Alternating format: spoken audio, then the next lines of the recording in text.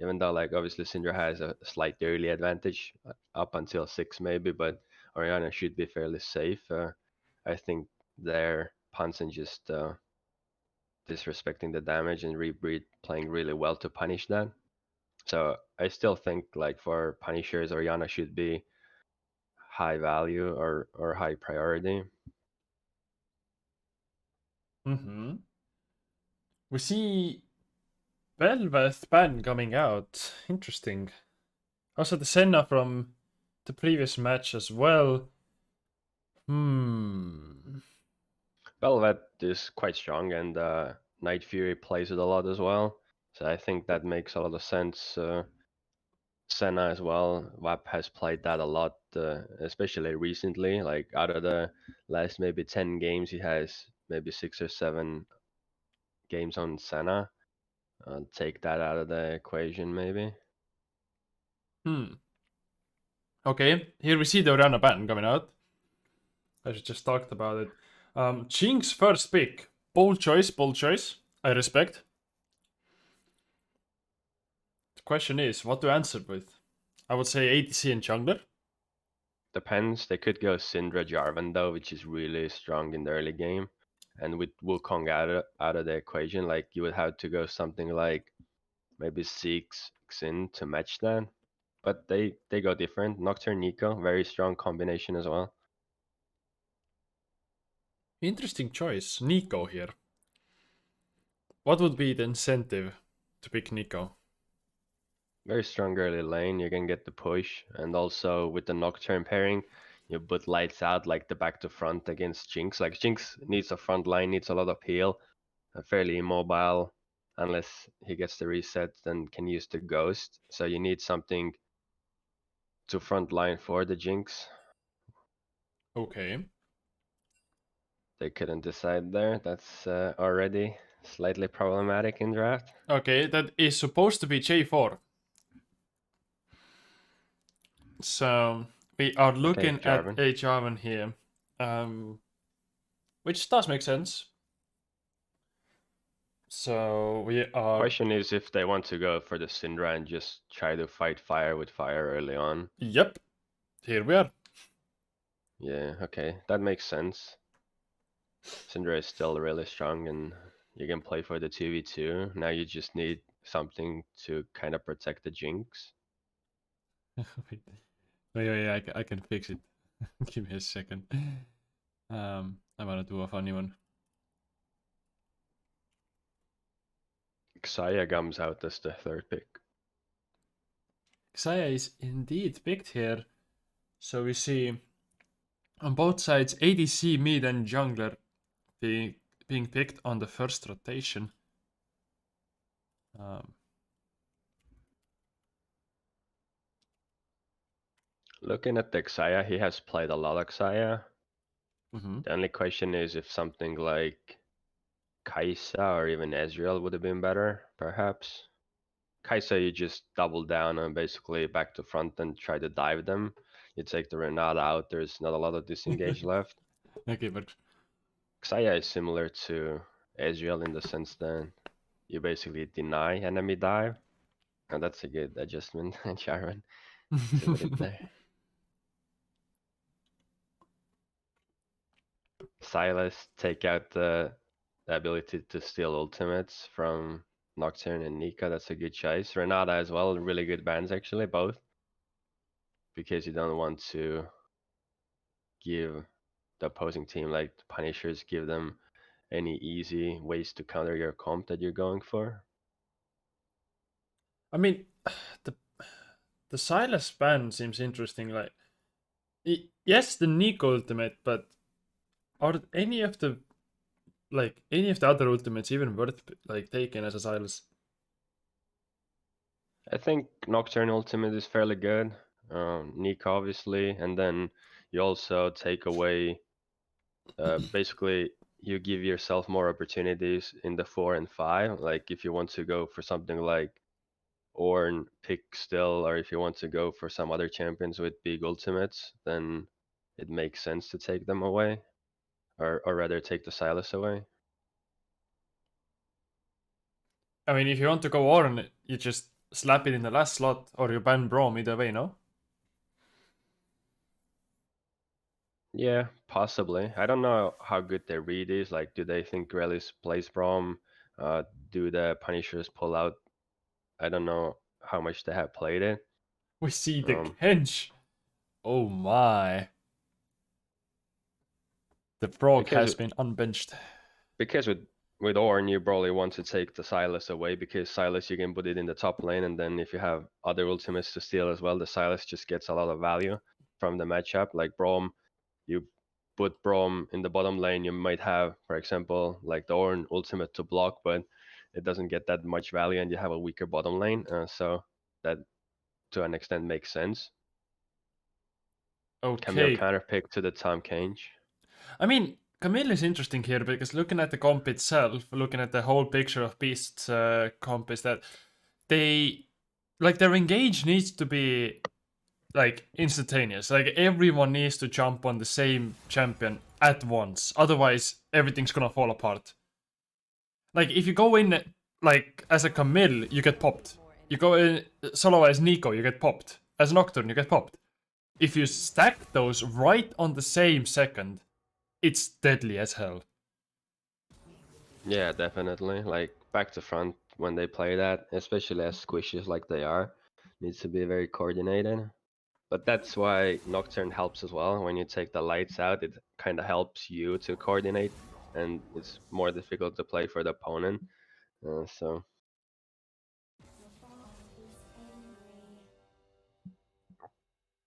Either way, I do think Emerald Punishers once more have the, how should I say, easier uh, just gameplay overall, but maybe a little bit less potential. I mean, it's really hard to tell where Syra and Gensh will take us because it's fairly like untreaded territory in terms of current meta. But I don't think either of those champs is gonna be like game deciding picks here. What is gonna matter in the long run probably is just whether Syndra and Jinx are gonna get the gold they need early on to get those contests onto dragons, onto heralds, and end up just straight up running over the enemy.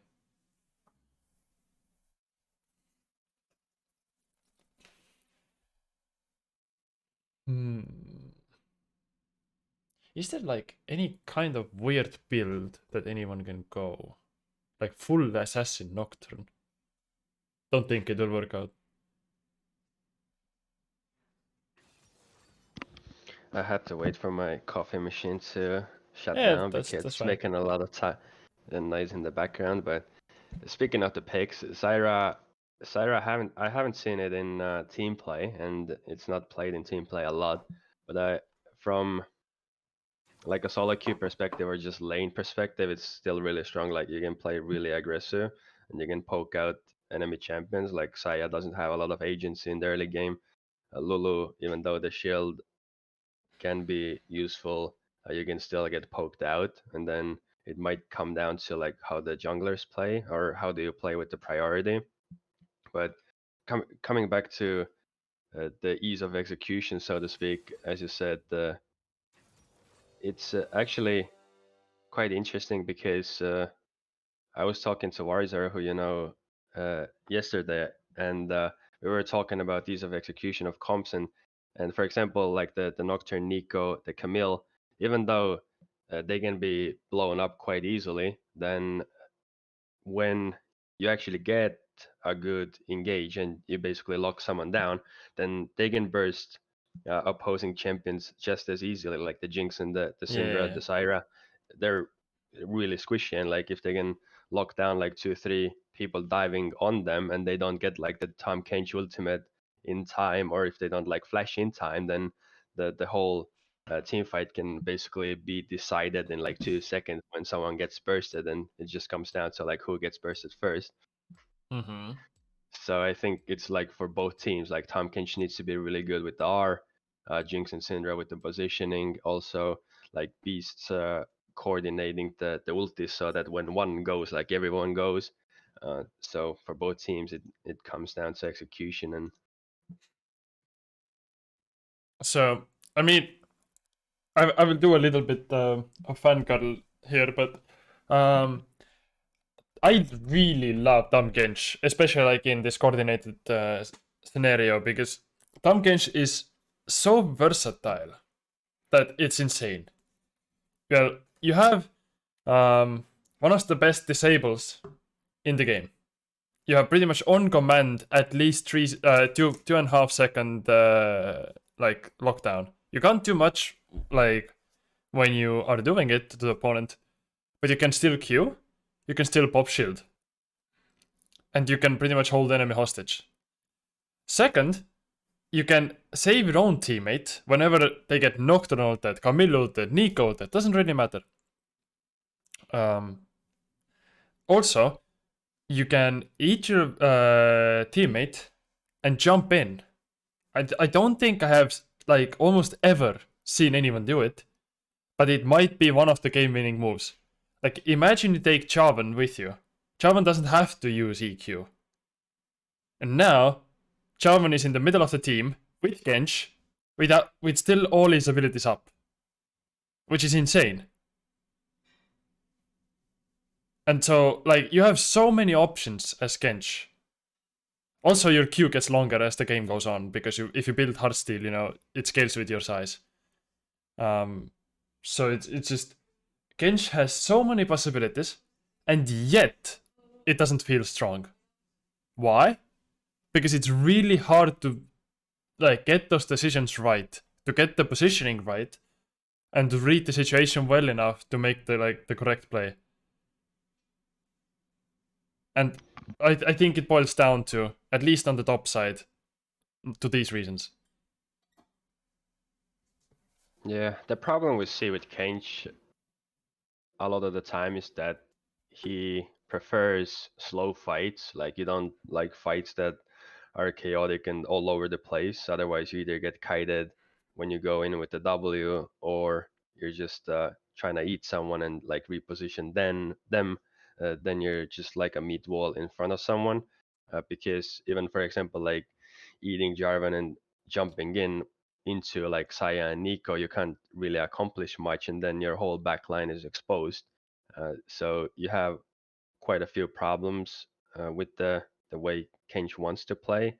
So deciding what's the best decision to make in the moment can be difficult, and when you make a mistake with that, then you're either leaving other members exposed or you don't have a lot of impact. So getting that right is quite difficult. Yeah, it's gonna be really rough either way. Especially into Camille, who, has Cho'Gath ultimate on the queue. Yeah, well, they have a lot of lockdown, right? Like Camille R can box someone in, similar to like a Jarvan, almost in that regard. Then you had the Nico, the Nocturne ultimates to go on top. So Punishers really cannot afford to hurt. Like they cannot be in one place as a group. They need to like kind of play their battle lines and formation properly so that carries don't stack on top of each other, and then the one carry that does get like dove, Tom Kench can eat that, and then they can maybe kite back and re-engage later. Uh, then they can fight, or they just, as you said, you burst the first target that dives you, and then if the follow up doesn't come in time, then like the Punisher's comp can pick off targets one by one. Mm-hmm. All right, the game has started. We do get a little bit of a pause pog, but we see already Emerald Punishers stacking onto the Tribush of bottom lane. So I guess they're anticipating of at least a ward there, if not more. But I think Wop spots them and maybe has to flash out.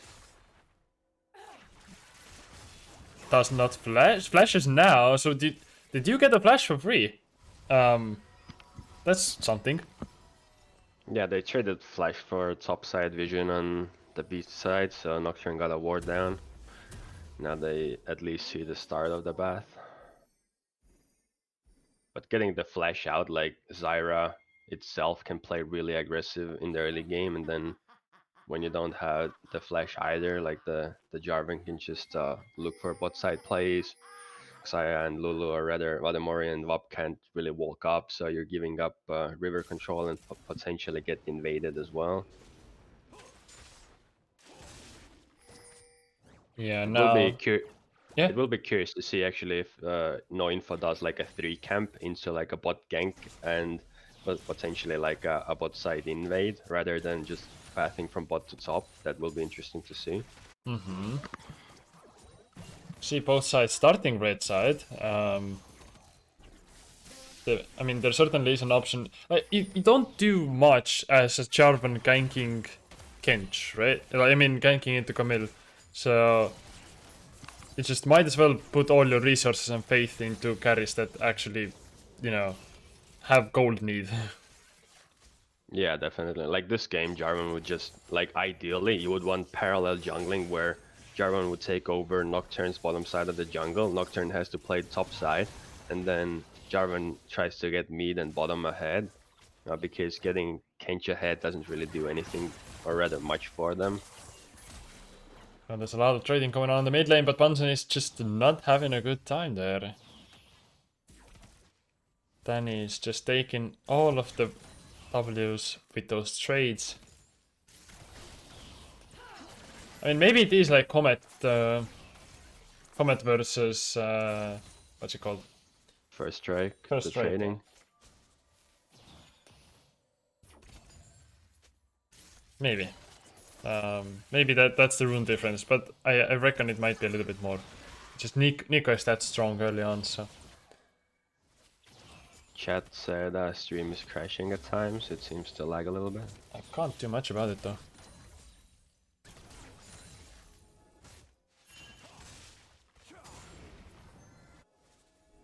We see the Jarvan pathing top side though, instead of going for the invade and the early bot gank.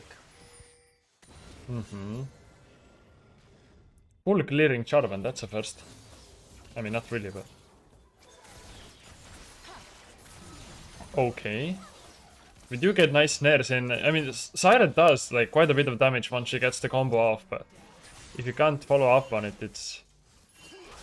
Ooh, now No Info finds the angle here to EQ and gets the flash.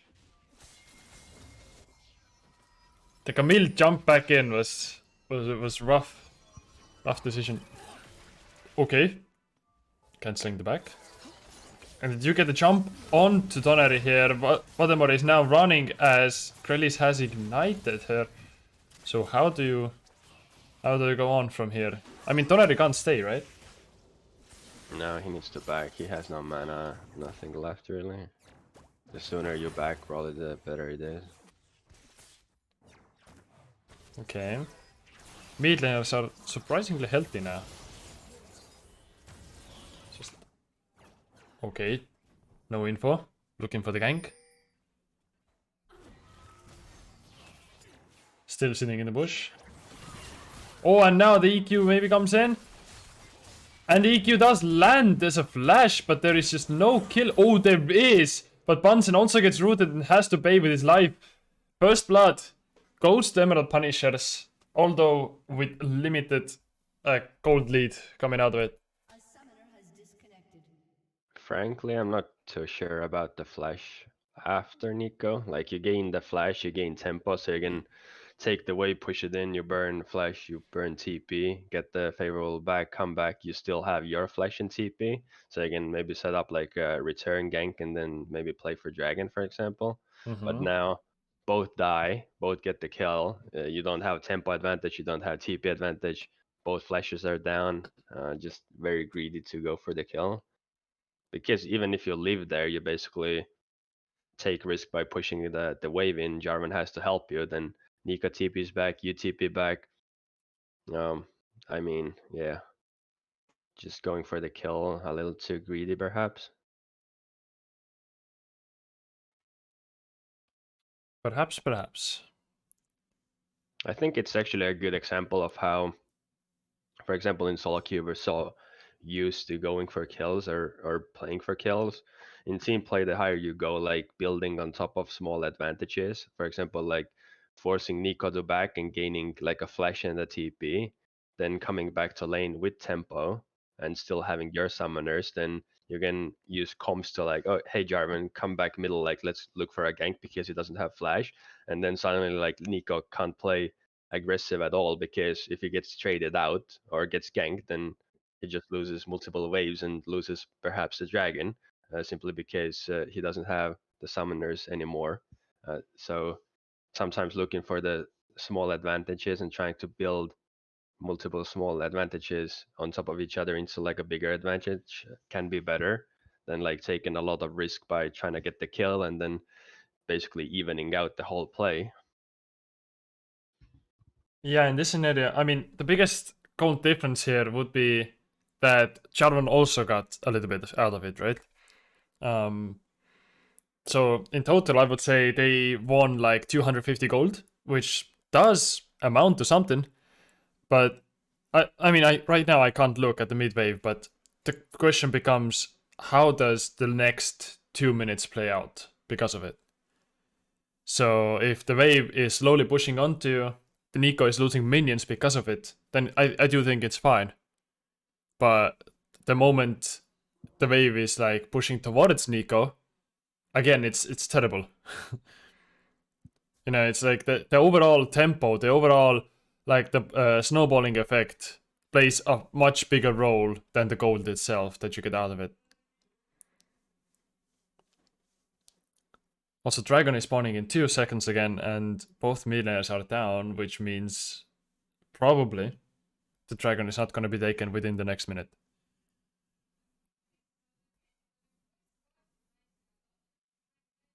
Yeah, it depends who gets prio where, the mid lane and the bottom lane. I would assume Nocturne would want to still farm up to 6. He's 4 now, and Syndra doesn't have flash for 5 minutes, so he can perhaps look to farm up to 6, maybe play for like a mid return gank or play for the rift and try to capitalize on that.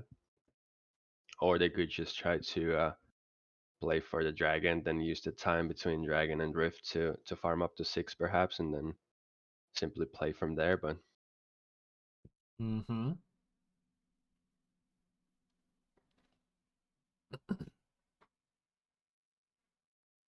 Hmm. even though looking at this game, for example, or even looking at the mid situation, what we saw was they burned the flash on Lulu, level 1. Then they basically didn't return gank, so they didn't capitalize on the flash. Instead, they got the top flash out from Camille. But the way team play oftentimes works is that you might get one advantage, like let's say your laner burns an enemy flash 1v1 or you gank and you get a flash out, then a lot of the times you would want to re-gank that and use like the next 4 to 5 minutes to do the same thing again and then get like a bigger lead off of the second gank rather than the first one. But if you go for the one gank and then don't kind of revisit that, then you don't really gain much in that time. So, for example, even now, like they didn't use the Lulu flash. Now they got the Camille flash, but that means they have to come back for basically the Camille gank. Getting Tom ahead perhaps doesn't snowball that well, as opposed to like getting the bottom lane ahead. So there are certain nuances there that I feel like they could have capitalized on better. Yeah, I mean, just like essentially, the lead itself, especially in case of Flash, is like a time bomb, right? It's, I mean, not exactly time bomb, but like it's a timer advantage. So if you do not capitalize on it, then it's just straight up gonna go away. Yeah, So you have to act upon it. You have to get that second gank in. Otherwise, most likely, of course, laners can themselves make something happen too. If the laners themselves didn't use anything, and let's say jungler got a flash out, then of course like it's up to laners as well to do something. yeah, for sure, yeah. So they might have that, but if doing that with a jungler is just more effective.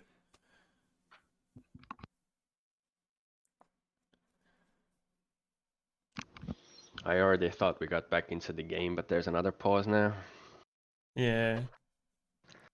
First was technical pause, now strategic pause.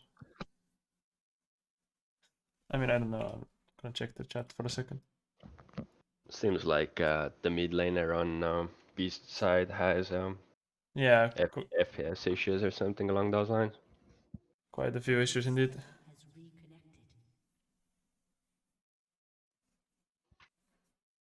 Technical issues happen. Just I do hope we don't have any other type of issues rather than just technical.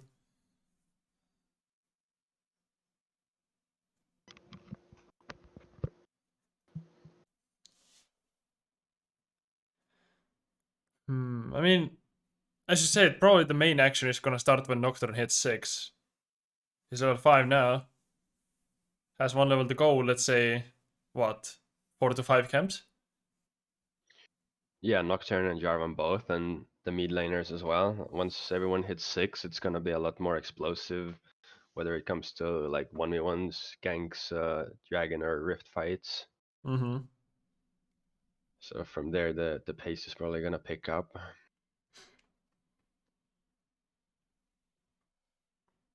Yeah, I guess the main question becomes that who can contest Dragon and Herald first? I mean, I don't even know. I would say Emerald Punishers have a little bit better early game, at least on the top side, so Herald should be theirs. But you never know. It depends on the waves, depends on like trades before that, stuff like that. We get a boss pack. Funny Riot client. I was gonna say, did it crash or is it a pause bug, man? It's a Then I pause bug. realized. Yeah.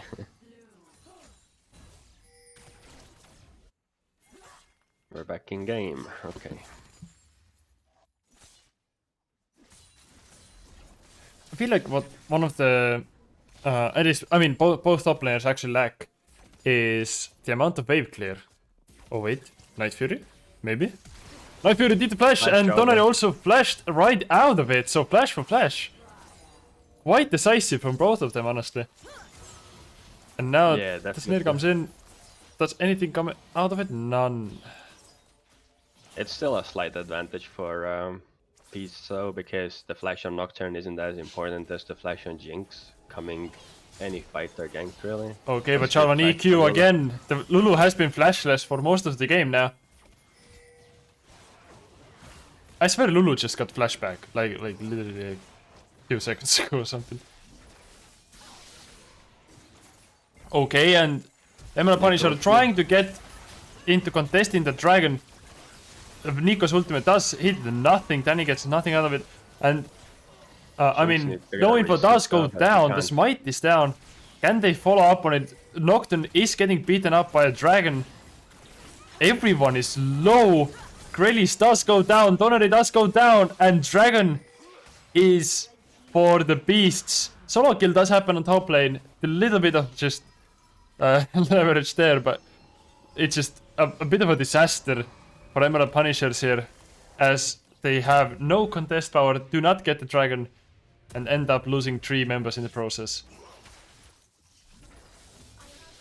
Yeah, we do see the solo kill. He has the W and flash to get out, like there's no kill threat on Tom. But once the Jinx has to flash and they get chunked out, like once Lulu flashes out there, I think Grelis and No Info were already like half HP, then still going for the contest instead of like back in and trying to get tempo on the top side.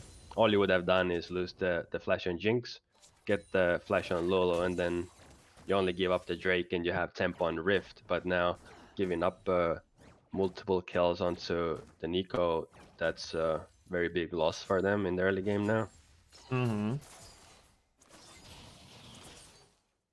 It felt a little forced as well, like just the contest.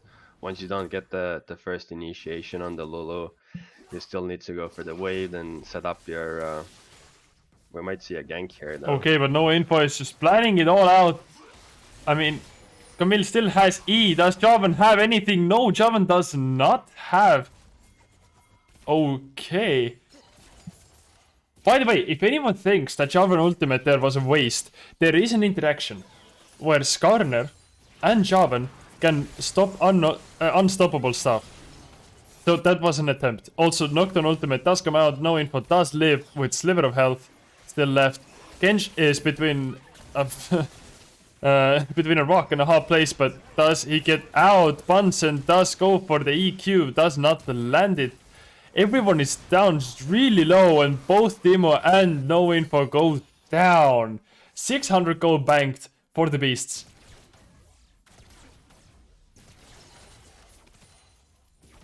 Well then, this has taken an interesting turn. Yeah, they should have maybe slowed down the pace, because losing the play on the bot side and then trying to make a play on top side and losing that as well. Now they're like 2k behind, and it's getting out of hand a little bit. Maybe slow down the pace of the game a little bit. And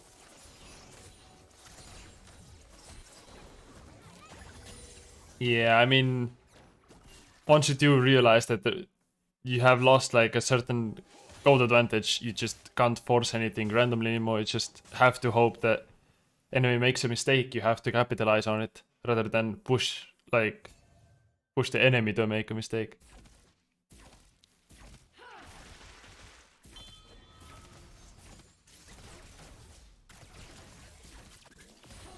there's time until the next dragon, 150. I would assume both teams to start setting up maybe like a minute prior, and then see if anyone, for example, can find a gank before the dragon, or will find a favorable trade.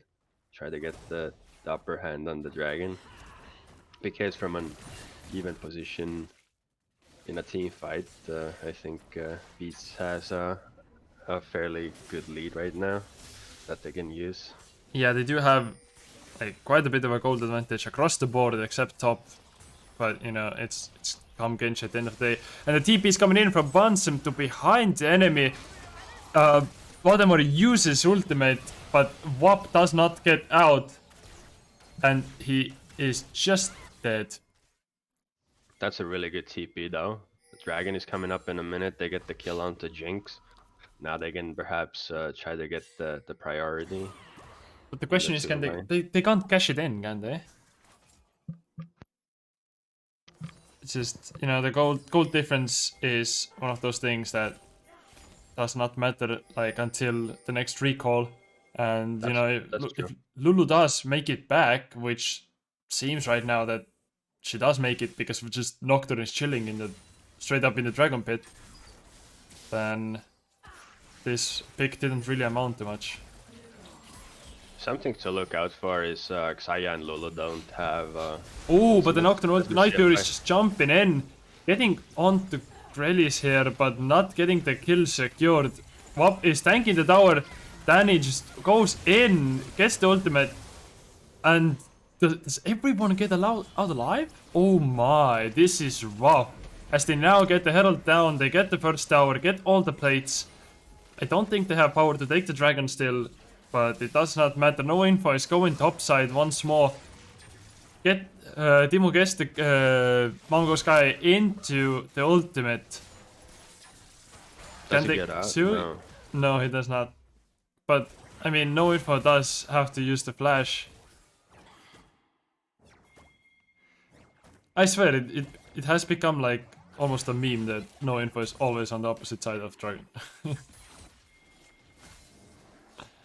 Yeah, looking at the play, I mean, Xayah ult, Lulu ult down, then the decision to go top side instead and leave like the bottom side alone to get low and not play for the dragon. Just a lot of questionable decisions.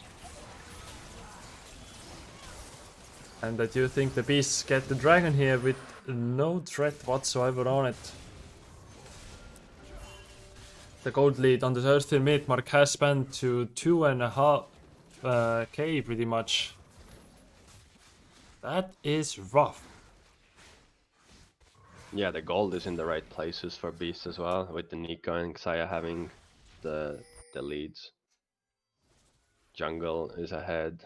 Somehow surprisingly small gold lead for Nico.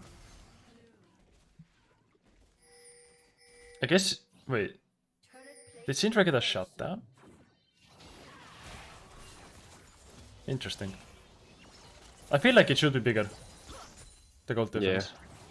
There's 2 plates, maybe like a 14 CS lead, 3 kills Yeah, on the PSS, 500 gold lead. kinda checks out. I mean, the jungle gold difference is quite big right now. It's just... Oh!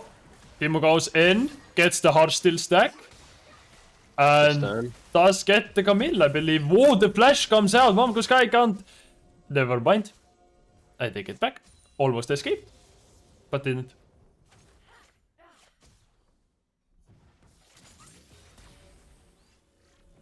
Okay, do they cancel the back? No, they don't.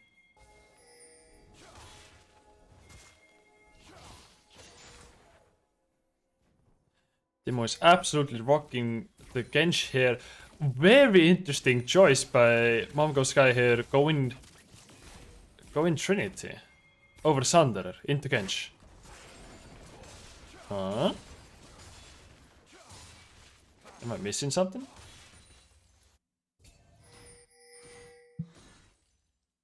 What is he going? Trinity? He's going Trinity. I don't think Okay. that's the optimal here.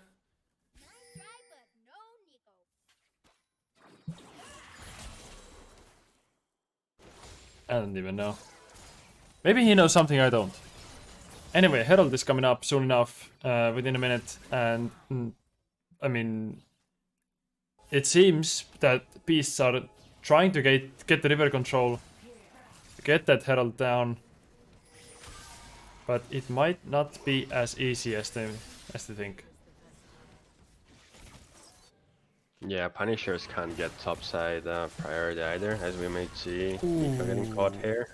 Danny gets a nasty flash in and just escapes. The Javan ultimate.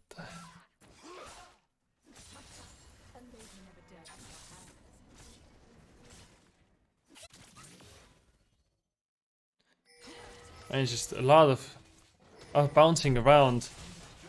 Oh, but EQ hits on Danny and Danny still escapes. Did he not ult there? He could have ulted, I think, Syndra there. Had to Maybe. secure that kill. But in the meanwhile, Nocturne, or rather Night Fury, did get the Herald. So... Yeah, they got top tier 1 in the Herald, and now we see a fight top mid lane, sorry. yeah, and No Info just jumps in, does not have an ultimate anymore to pick Vatemori into a cage. Oh, TP coming in from Night... Wait, who's this? Oh, this is Danny. And he has ultimate. He's trying to go for Donner here. Donner has to flash out. All in the meanwhile, Camille got 2 turrets on the top side, and they still have Rift Herald. Like, Punishers are too much reacting to plays right now, trying to chase the Nico, trying to force a fight mid lane. They're reacting to a lot of what the opponent does and then falling behind every step of the way.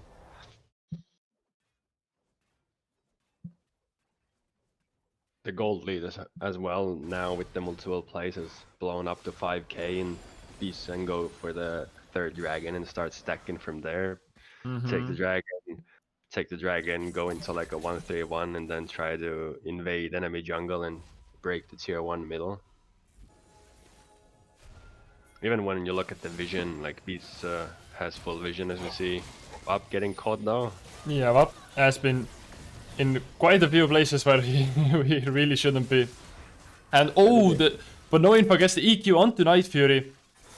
Does get the flash out, but nothing more.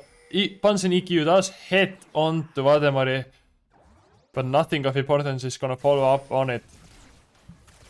So now Emerald Punishers are in a position to take the dragon potentially, but it seems they're just interested in Araming.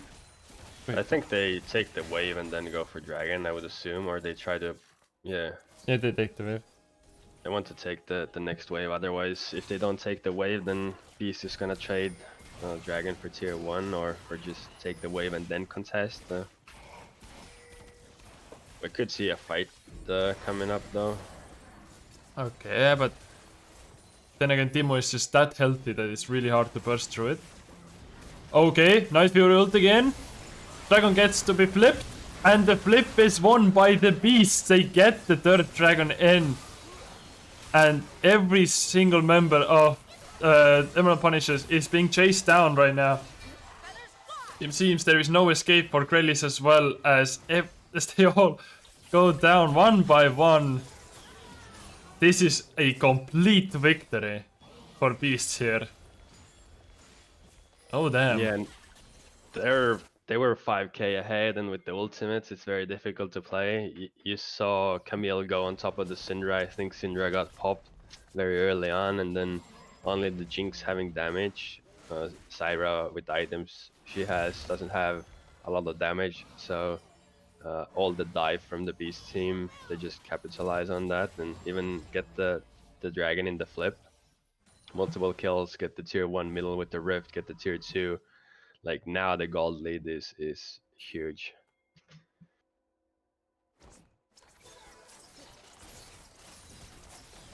And we can actually, as we see a fight happening again, they're forcing. No info going in, but right in the middle of it does have enough damage to take Vladimir down. Toneri is trying to support the fight there, but Camille also TPs in. Mamago Sky just goes to chase down. Has no lethal on him.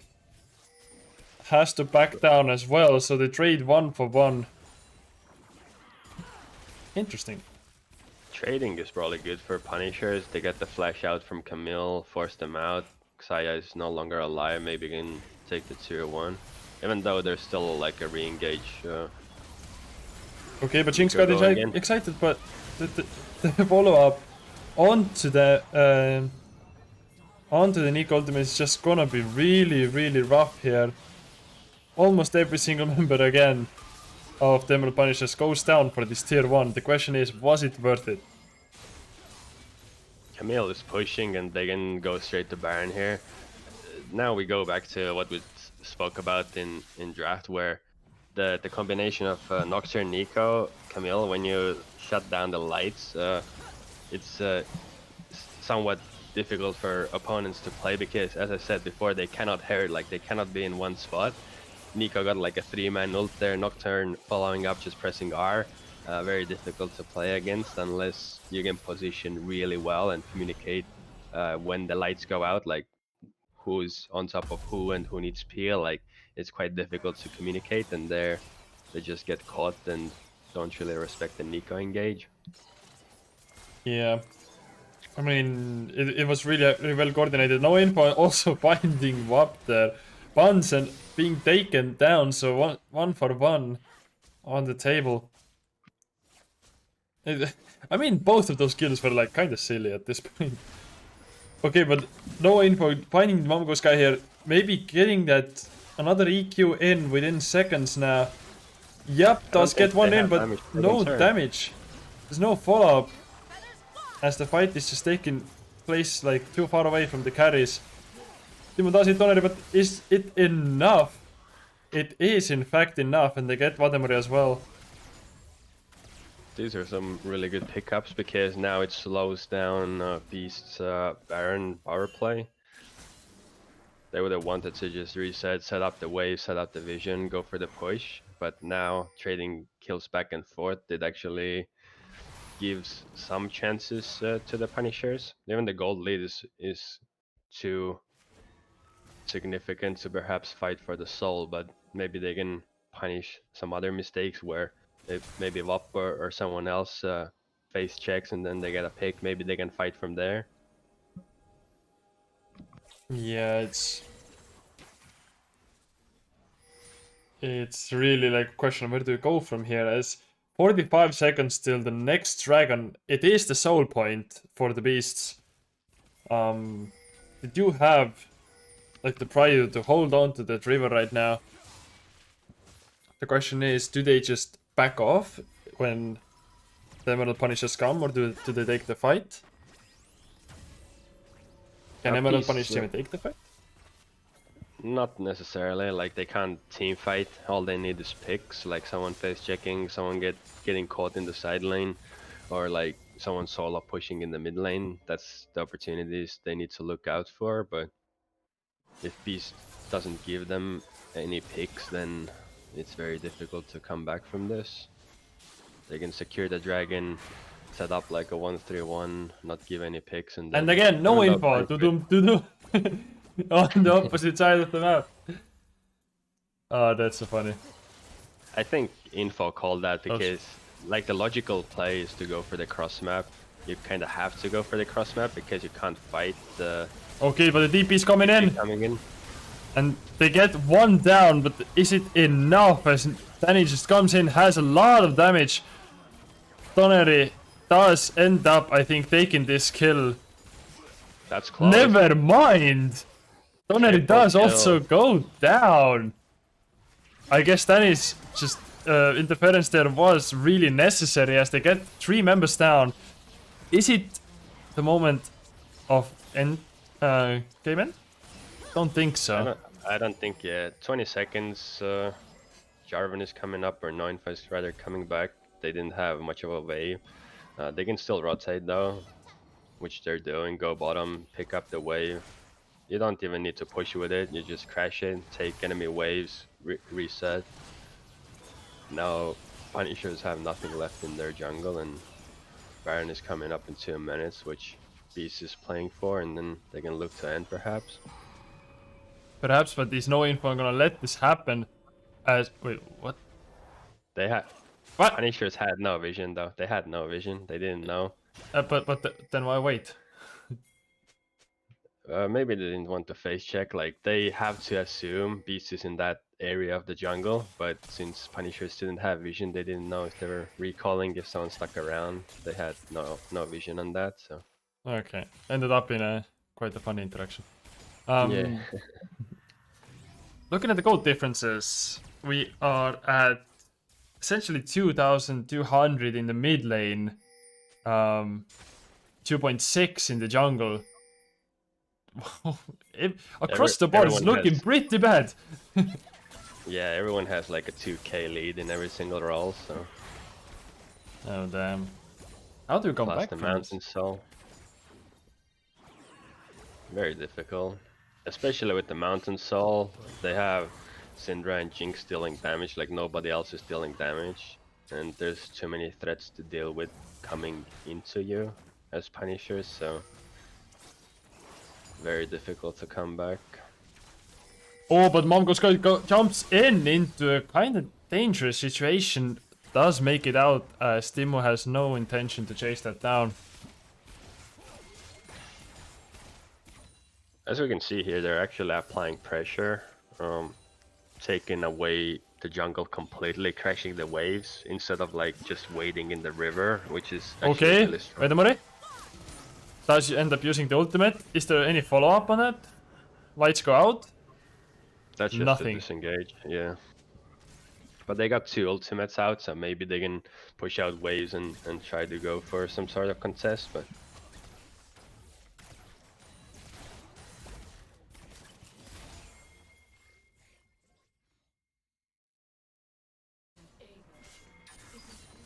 It's just a lot of sitting around.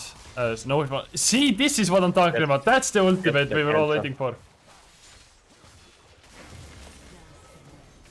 Okay, but oh, that is really fast E cooldown.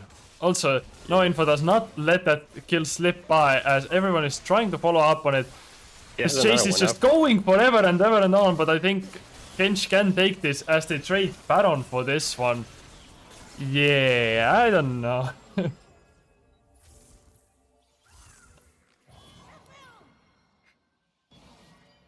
Can they even? Yeah. What is I gonna mean, happen? they didn't have a lot. They didn't have a lot of options. Maybe try to fight like 4v4, but then the Camille is gonna push bottom, get the inhib, and you still have to contest the Baron. So not a lot of options there.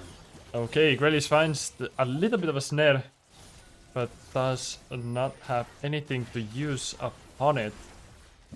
I mean, it's just at this point, it's really scary. If Danny gets like any kind of damage onto the like enemy backline, it's gonna do just enough to like make a follow-up happen. Camille is gonna TP in now. Gench is the only one who can actually take any damage. Night Fury tries to get that inhib, but nothing is gonna be gotten here. No info jumping in, getting the ultimate down. Whatever, he has to use ultimate as well. Wap goes down. Then he TP's in, gets the backline. And does get, in fact, 1 kill. Still, Timo is alone, and now the beasts have gotten everyone, are taking turrets, are ending the game, and The that's game is it. over. Beasts win this one.